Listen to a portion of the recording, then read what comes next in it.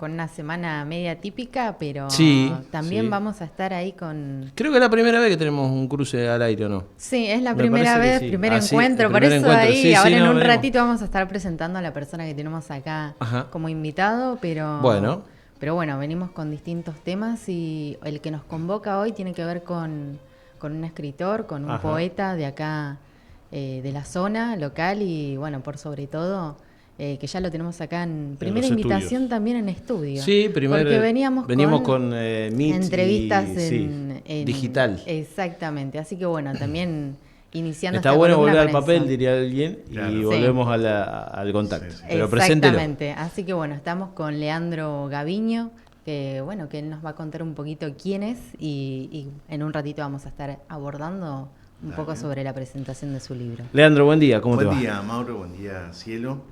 Bueno, me metieron un poco de presión con ser el primer invitado y acá en el estudio. Nada, pero. Así que, bueno, también agradecido, digamos, de estar en Ujú. este espacio, de poder brindarles información de lo que se viene, que es la presentación de este nuevo libro. Es un libro artístico, un libro álbum, objeto, que está hecho... ¿Cómo Sí, es eso? Libro, álbum, objeto. sí, sí, en realidad, digamos, porque se conjuga la palabra, digamos, Ajá. con otra expresión artística, en este caso la fotografía, Ah, ahí estamos. pero en este caso también son registros performáticos de un Ujú. artista que se llama Juan Pablo Montelpare, que es oriundo de Valcheta, que, digamos, es conocido acá también en la comarca Viedma Patagones. Yo le comentaba a Cielo que con Juan nos conocemos desde hace muchos años, desde que éramos adolescentes. Él estudiaba en la Escuela de Arte, el CIDES Biagietti, Ujú. y en ese momento también yo había organizado una exposición de poemas ilustrados con un libro que había sacado. Juan participó en esa exposición, en trabajar en algunos de los poemas. Y bueno, después las cosas de la vida hace que cada uno tome otros rumbos. Juan en ese momento había ganado una beca para irse a Cuba, Ujú. a perfeccionarse en el arte plástico. Y después estuvo viviendo en Quito, en Ecuador. Bueno, así que anduvo deambulando por América. Y hace un año aproximadamente nos reencontramos laboralmente. Y esto, empezamos a intercambiar lo que cada uno había hecho en estos años, y volviendo a eso, bueno, él se dedica, digamos, a lo performático, Ujú. a hacer instalaciones, y de eso ha hecho un registro también fotográfico, Ujú. así que pudimos hacer un diálogo, como le comentaba Cielo antes, entre la poesía y esas Ujú. fotografías bueno, que tienen que ver con la vida cotidiana, con escenas, digamos, de la vida. Pasa mucho esto en la comarca, ¿no? De los regresos y las vueltas a hacer cosas, ¿no? Mucho de que nos Sí, fuimos a estudiar a otros lugares o que hemos encarado otras cuestiones, y cada vez que volvés al lugar te encontrás con aquellos que por ahí iniciaron algunos caminos y se empiezan a hacer cosas interesantes. sí, Y sí, no, surgen. no solamente se vuelve al primer amor, sino también se vuelve también a la amistad, se vuelve al Claro, encuentro, exacto. Sí. al compartir, digamos, en este caso, lo artístico. eh, y la verdad que estuvo muy lindo este proceso de haber compartido Ujú. eh, esta producción, que bueno, que ya la semana que viene va a salir a la luz. Bien, y esta producción, contanos un poco, bueno, si bien tiene la cuestión performática de el formato en sí, que también es muy específico y también presenta determinada calidad, esto que hablábamos de la Ujú. fotografía, ¿dónde va a ser esta presentación? ¿Quiénes pueden asistir? Si es apto para todo público y demás. Sí, sí, bien, esto va a ser el jueves que viene en la Biblioteca Municipal de Patagones, Ujú. que es en el Boulevard Arro, donde hay unas máscaras que tiene la biblioteca. Es un lindo espacio comunitario que vienen sucediendo también bastantes presentaciones de Sí. autores y actividades. Nos pareció un lugar adecuado de encuentro, así que vamos a estar ahí el jueves que viene a las 20 horas, es abierto a todo público. Como te comentaba, además de ser una presentación de libro desacartonada, Mm. no académica, sino más bien esto de compartir un encuentro con los amigos, con el público en general, también vamos a proponer una exposición de fotografías que no están integradas en el libro, y con algunos extractos de poemas que insinúan lo que sí está en el libro. Así que eso se va a poder compartir una exposición acotada, pero digamos acorde ahí al espacio, donde va de alguna forma a decorar lo que va a ser la presentación, lo que vamos a charlar y lo que vamos a presentar.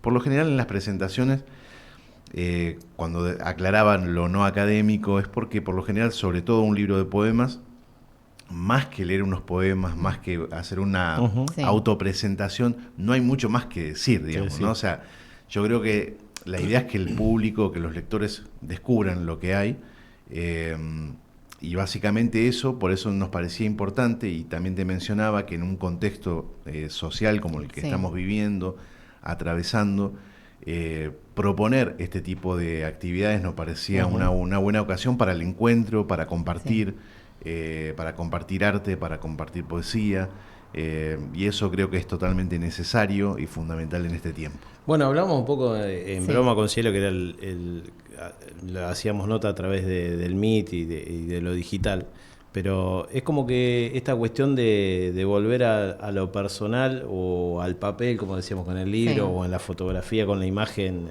no de una pantalla, me parece que está como volviendo esa cuestión, ¿eh? Me parece que es por una necesidad de estar todo el día con estas pantallitas para laburar, para hacer un montón de cosas. Algunas cuestiones se van perdiendo en el camino ahí cuando estamos por ahí tanto con la pantalla. Un poco en las consultas que yo le hacía ahí fuera de la puesta al aire a Leo, tenía que ver también si había una propuesta en lo digital o en las redes sociales, que por ahí él un poco me comentaba que bueno, que por ahí es quizás una deuda, pero también un beneficio para hacer una invitación distinta. Vos sabés que viste como dice el filósofo Will Jung Han, que hemos perdido la capacidad de contemplación de las cosas bellas, de las cosas simples, ¿viste? Entonces, nosotros también proponíamos esto, es decir, del encuentro, o sea, encontrarnos, también lo hemos perdido. Yo también te comentaba que pertenezco a una generación que no está muy familiarizada con lo digital, o por lo menos con esa transformación que en poco tiempo se ha dado. Sí, a mí me cuesta ver a gente que va a ver un recital y se la pasa con el telefonito mirándolo por la pantalla. Exacto. Está ahí. Es más, a mí me exaspera en algún punto esa cuestión, porque aparte encima vas a tener 27 millones de registros de ese recital por un montón y estás enfrente a un escenario, a un artista o una banda o lo que sea, y lo estás mirando por una pantallita de 10 centímetros. Exacto. No sé, me cuesta, diríamos, creo que generacionalmente estamos más o menos, entonces, y para la generación más joven es como que es a eso vamos. Sí, creo que hay que volver a la experiencia, digamos, experiencia y a compartir de determinadas cuestiones. Yo también hablando con adolescentes, una vez me decían, pero, viste, como diciendo, ¿vos viviste todo eso?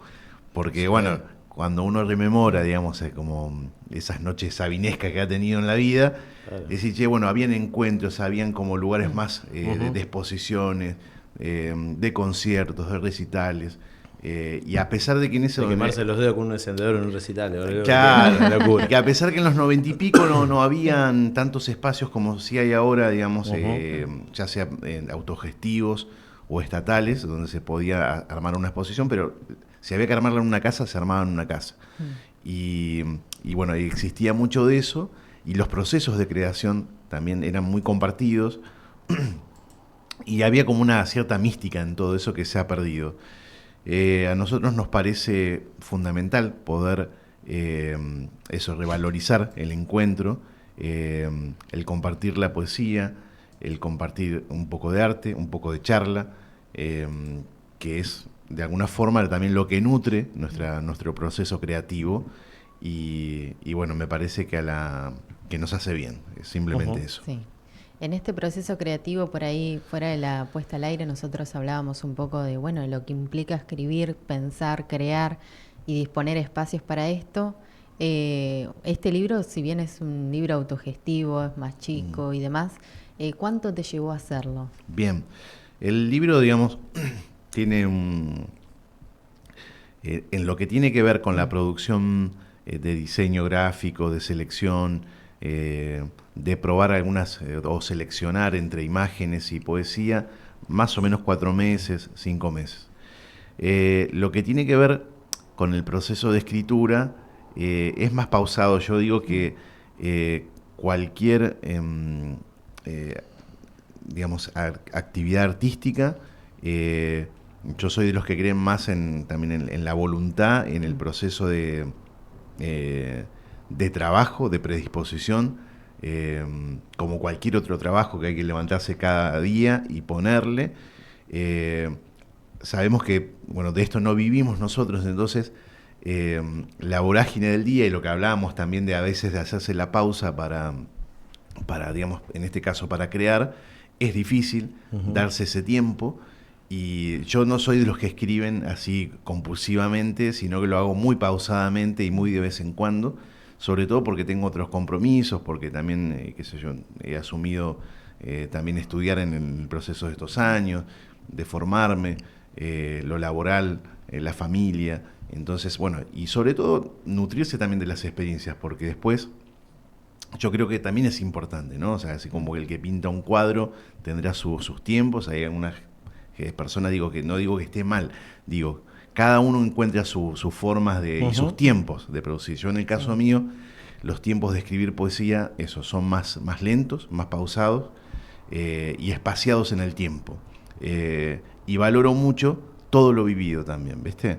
Eso, ir como almacenando cositas en una caja y en algún momento van saliendo de a poco, sin ninguna prisa. Sí, porque teníamos la imagen del escritor, viste, que va y se encierra en un campo y escribe cosas. Yo te iba a preguntar porque, claro, tenemos vidas, tenemos hijos, tenemos familia, tenemos laburo. Y imagínate si a veces es difícil para parar una hora a mirar una serie, imagínate para ponerse a escribir, ¿no? A veces hay una construcción muy estereotipada, muy, digamos, fantasiosa, digamos, de ciertas personalidades, digamos, que tienen, no digo que no lo existan, pero por lo general, sobre todo en los países como los nuestros, donde, digamos, hay bastante soledad también en producir determinadas cuestiones, los artistas deben ocuparse de hacer varias cosas en simultáneo para poder sobrevivir. Entonces a veces muy difícil disponer de todo el tiempo para la producción. Entonces, pero sí está bueno valorar el tiempo que uno tiene, por lo menos para cuando lo hace, y después para compartirlo, que es en este caso lo que a nosotros nos convoca también para la semana que viene, que es de alguna manera compartir ese pequeñito proceso que nosotros tuvimos con la gente amiga y con el público en general que nos vamos conociendo. Hablaste de que habías tenido contacto con adolescentes. Hace algunos días atrás, la semana pasada, hablábamos con gente que tiene que ver con Argentinos por la Educación y nos decía el déficit de los chicos de lectura, de comprender. ¿Cómo ves esa cuestión vos? La lucha contra la pantalla, ¿cómo has visto ese contacto con los adolescentes? Sí, es una situación, no me gusta generalizar, ¿no? Porque también hay adolescentes que leen, que digamos que, pero en general veo que debemos replantearnos, me parece, a nivel educativo. Creo que lo de la pandemia dejó expuestas varias fisuras. No solamente ante la crisis, que en realidad también no todo el mundo tiene acceso a las tecnologías, sino que además la tecnología vino a reemplazar, es verdad, un montón de cuestiones, como ahora, por ejemplo, estamos en el auge de la inteligencia artificial, lo que también anula los procesos también, no solamente de creativos, sino de razonamiento, de pensamiento, de búsqueda, de experimentar. Entonces, si uno utiliza bien esa herramienta, bueno, bienvenido sea. Pero el tema es que yo siempre creo que que los jóvenes deberían leerse algún par de clásicos, de conocer parte de su historia, por lo menos algunos determinados personajes que han sido fundamentales para nuestra historia. Y pareciera ser que en eso estamos en una crisis, y como vos decías, la verdad que uno evidencia, yo tengo un hijo que tiene 14 años y y también le ayudo a hacer sus tareas, y veo que le cuesta, digamos, reflexionar, replantearse cuestiones. Hay una distracción muy grande con el teléfono, muy grande. Pareciera ser que eso no se transforma como una adicción, y como que más de 20 minutos no pueden estar sin el teléfono, ¿viste? O sea, que tienen que estar mirándolo. Entonces, hacer esa pausa para hacer la tarea cuesta un montón. Nosotros venimos de la época del diccionario, que había que buscar una palabra. Pero ¿no? ese punto iba, me parece que teníamos el ejercicio de la búsqueda, de la cuestión de ir a buscar, y no lo que tienen ahora es que decime la fecha de nacimiento de tal. Exacto. Y te sale, y esa cuestión está de... todo mucho más disponible. Claro, eso de ir a no solo el diccionario, sino que cuando no tenías que ir a una biblioteca y te daban el libro, pero vos tenías que ir a buscar la página dentro de ese texto, tenés que buscar esa información. Creo que hoy en día lo único que hacen es googlear. Y aún así también, hasta aún así, con toda esta facilidad. También les cuesta. También les cuesta. Yo digo, pero ¿cómo o sea, es tan fácil acceder a la información, y aún así voy a usar una expresión que escuché los otros días porque se hizo un análisis que con los jóvenes dicen, ahora qué paja, ¿no? Entonces, qué paja buscar tal cosa. Y yo sí, pero está el acceso, ¿no? O sea, pero aún así tampoco saben usar la herramienta. Hasta lo hablábamos la otra vez con la cocina. Yo cuando era chico hacía un taller de cocina, me gusta cocinar, y cocinábamos, y a veces veníamos de la abuela, que también mirábamos cómo cocinaba, de la mamá o de la familia. Hoy tenés miles de personas que hacen videitos que lo suben y te enseñan a cocinar en 40 segundos, lo que sea. Y tampoco a veces los pibes cocinan porque les parece algo ajeno, entonces todo es resolverlo de manera rápida, inmediata.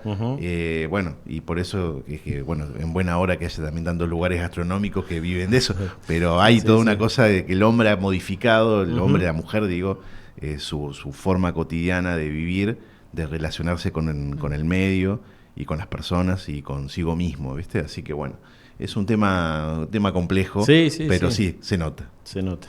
Y esto quizás polarizado con la cultura, ¿cómo lo notás? ¿Cómo lo ves? La cultura, digamos, en términos generales, no sé si te referís, hay una que es lo que estamos, creo que atravesando, estamos ante una profunda crisis de valores, de identidad.